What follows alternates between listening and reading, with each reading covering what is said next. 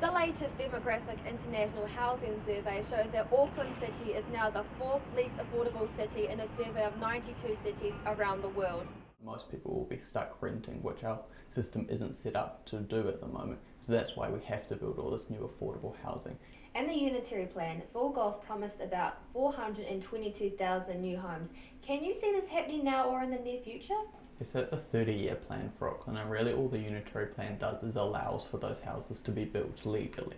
So it upzones a lot of places and changes where you can build houses. So it really is what's possible, and it's up to the private sector and the government to get together and actually build those houses. And I do think that's possible if we really put a concerted effort in. So what does Generation Zero believe can be done to fix the housing crisis? So it really is that private sector and the government getting together and having a plan and incentives for affordable homes to be built. So there needs to be a lot of social housing built, and there has to be a lot of private homes built for people who can afford them. In a Herald article, you said that new figures suggest the average price of a house in Auckland would be around $3 million, which is 19 times the average income. So who's actually going to be able to afford this? Yes, I think the point of that story was that no one will be able to afford it when it's 19-to-1 income to house price ratio. And it's kind of a bit of a shock to people, is that that's the way we're going if we don't seriously change how we look at housing to be something that everybody should be able to afford by building more affordable housing.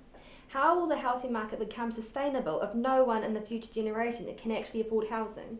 Yeah, that's entirely the point, is that we're getting that way where people are going to be locked in. You only have a home if your parents bought one or you had family money that helped you buy one. Most people will be stuck renting, which our system isn't set up to do at the moment. So that's why we have to build all this new affordable housing, and why really we also have to change the rental market in this country so renters have more rights like they do in places like Europe, where long-term renting is more common.